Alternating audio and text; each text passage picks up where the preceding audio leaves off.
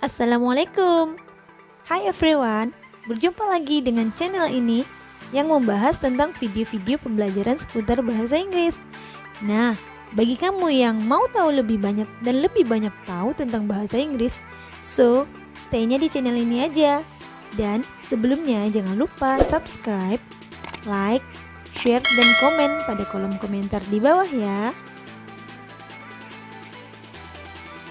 Pernah dengar gak sih kata degrees of comparison, atau kita sering dihadapkan dengan pilihan-pilihan untuk membandingkan mana yang biasa saja, yang lebih baik, dan yang paling baik, atau yang mudah, yang lebih mudah, dan yang paling mudah. Nah, semuanya itu disebut dengan degrees of comparison. Dari kata compare, degrees of comparison adalah teori perbandingan yang biasanya membandingkan adjektif atau kata sifat. Untuk lebih jelasnya, langsung aja yuk kita simak penjelasan berikut. Degrees of comparison merupakan jenis perbandingan yang digunakan untuk membandingkan sesuatu dengan yang lain dengan menggunakan kata sifat untuk perbandingannya.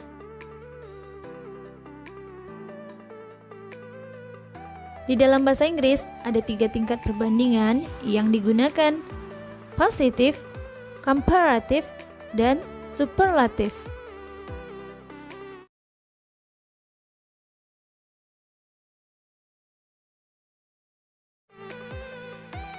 Yang pertama adalah dalam bentuk positive degree.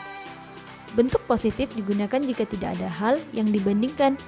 Rita is a kind and humble girl. Rita adalah seorang gadis yang baik dan rendah hati. Budi is diligent boy in the class. Budi adalah seorang anak laki-laki yang rajin di dalam kelas. Kemudian dalam bentuk positive degree ini juga digunakan untuk membandingkan dua orang atau benda yang sama atau sebanding.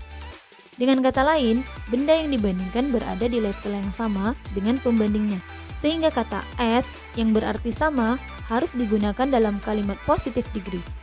Budi is as smart as his brother. Budi sama pintarnya dengan saudara laki-lakinya. Ani studies as hard as Rani. Ani belajar sama kerasnya dengan Rani.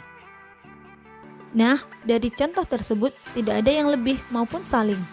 Semuanya berada di level yang sama. Budi sama pintarnya dengan saudara laki-lakinya, bukan lebih pintar dari saudaranya ataupun paling pintar.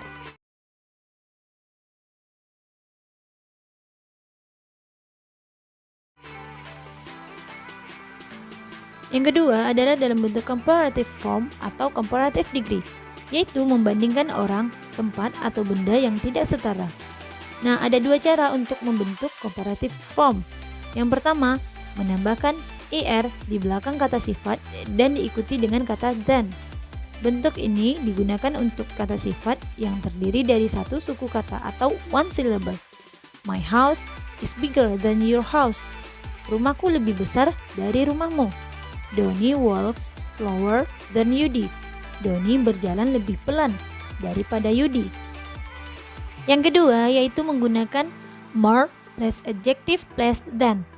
Bentuk ini digunakan untuk kata sifat yang terdiri lebih dari satu suku kata, atau bisa jadi 2 maupun 3 suku kata. This question is more complicated than the last one. Pertanyaan ini lebih rumit daripada sebelumnya. The final examination is more difficult than the mid-exam. Ujian akhir lebih sulit daripada ujian pertengahan.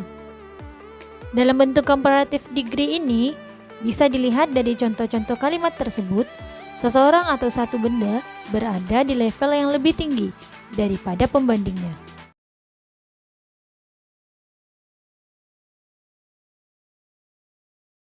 Yang ketiga adalah jenis superlative form atau superlative degree.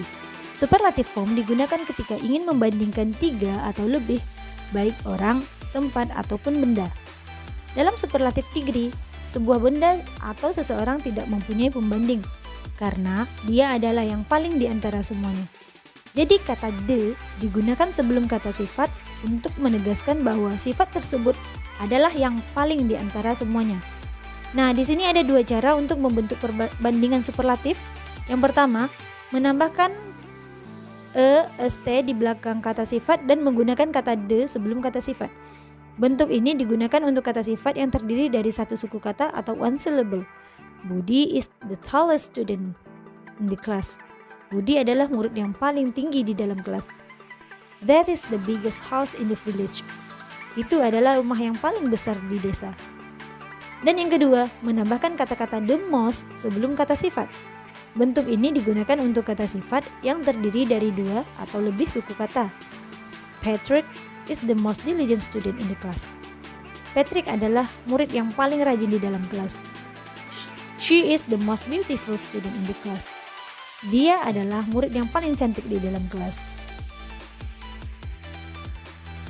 Baik, untuk kata irregular atau kata yang tidak beraturan, kita bisa lihat pada tabel berikut, baik dalam bentuk positif, komparatif maupun superlatif. Misalnya pada kata good menjadi better dan best, yang artinya adalah baik. Nah, jadi di sini tidak semua kata bisa memiliki tambahan ir ataupun ist pada ujungnya.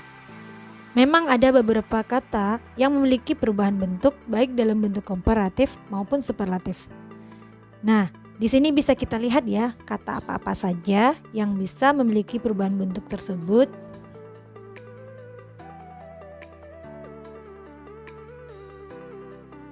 Oke, sampai di sini dulu ya materi kita pada pertemuan kali ini. Semoga bermanfaat bagi kita semua. And see you in the next video. Thank you.